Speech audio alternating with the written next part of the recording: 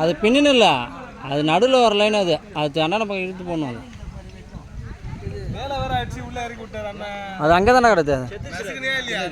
செத்துருச்சு.